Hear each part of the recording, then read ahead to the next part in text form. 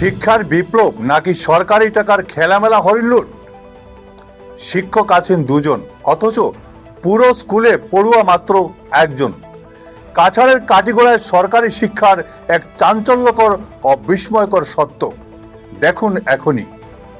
নমস্কার, আপনারা দেখছেন Ishan Bangla point blank. Smart classroom, শিক্ষাক্ষেত্রে জোয়ার।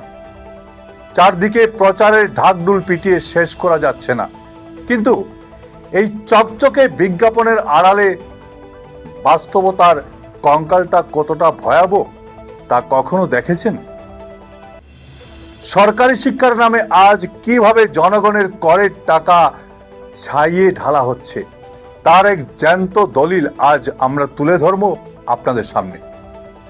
চলুন আমরা সরাসরি চলে যাই কাছাড় জেলার কাটিগড়ায়। কাটিগড়া শিক্ষাখণ্ডের গোবিন্দপুর জিপির অন্তর্গত মুসদ্দর আলী নিম্ন প্রাথমিক বিদ্যালয়। খাতায় কলমে এই বিদ্যালয়ে রাজকীয় আয়োজন। পুরো দুজন সরকারি শিক্ষক যেখানে বহাল তবিয়তে নিয়োজিত আছেন, কিন্তু যেই কোমলমতি শিশুদের ভবিষ্যৎ গড়ার জন্য এই ব্যবস্থা, সেই ছাত্রছাত্রীর সংখ্যাটা কত জানেন? 100, 50, 10?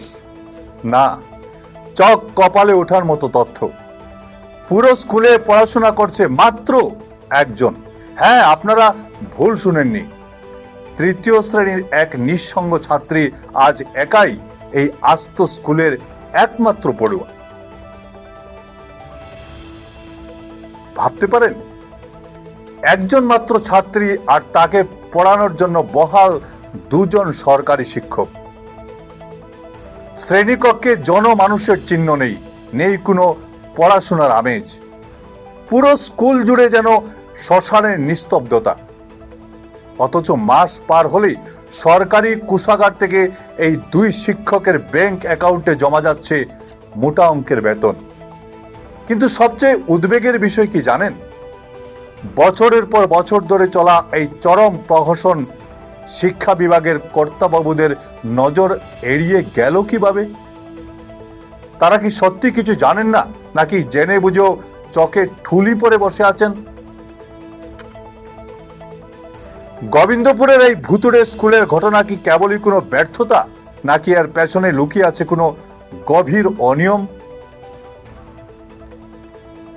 স্কুলে ছাত্রছাত্রী নেই, এই সত্যটা জেনেও কেন এতদিন কোনো তদন্ত হলো না? কেন এই শিক্ষকদের অন্য কোনো অভাবগ্রস্ত স্কুলে বদলি করা হলো না? কার ছত্রছায়ায় দিনের পর দিন সরকারি তহবিলের এই খোলাখুলি অপচয় চলছে? আমার নাম সাফওয়াত সেলিম ভুইয়া। আপনি স্কুলে গেলেন? এই স্কুলের সহকারী শিক্ষক। হেড টিচার নেই? হেড টিচার আইসুল আইয়া অ্যাটেন্ডেন্স দিয়া কারণ একটু হাজ আসলো কাজে লেগে গেছে। আচ্ছা, এখানে ছাত্র নাই দেখি?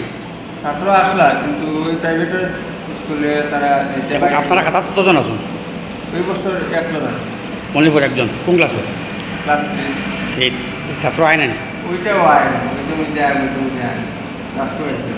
তো আপনারা এখানে এমালেশন করছেন না কোনো স্কুল লোকে? কোনো স্কুলের লোকে কম্পিউটার ব্লকে দেওয়া হয়েছে, কিন্তু এখন অবধি ব্লক অফিসার আইন নেনি না, বা সিআরসি দেখেন এগুলা তো জানে জানলে?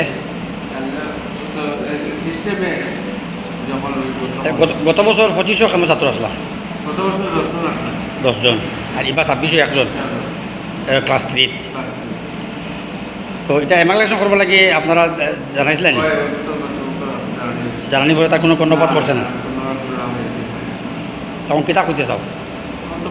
আমরা ছাত্রবিহীন স্কুল তো আর পাওয়া যায় না। ছাত্রবিহীন স্কুল না, একটা স্কুলের মধ্যে নেবে টিচার ছাত্র সব মিলেই তো একটা স্কুল, একটা সৌন্দর্য নাই আর কি।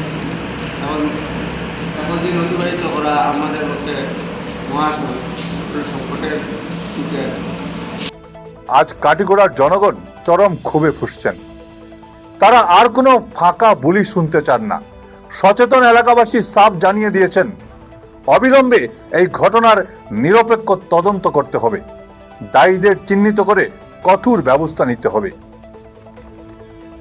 শিক্ষা বিভাগ কি এবার ঘুম থেকে জাগবে, নাকি সরকারি শিক্ষার এই করুণ ও কঙ্কালসার তামাশা এভাবেই চলতে থাকবে? উত্তর চায় কাছাড়, জবাব চান জনগণ। আজ ছিল এ পর্যন্তই। ভালো থাকবেন, সুস্থ থাকবেন। ভিডিও সম্পাদনায় আমার সঙ্গে ছিলেন বঙ্কিম সোনার। নমস্কার।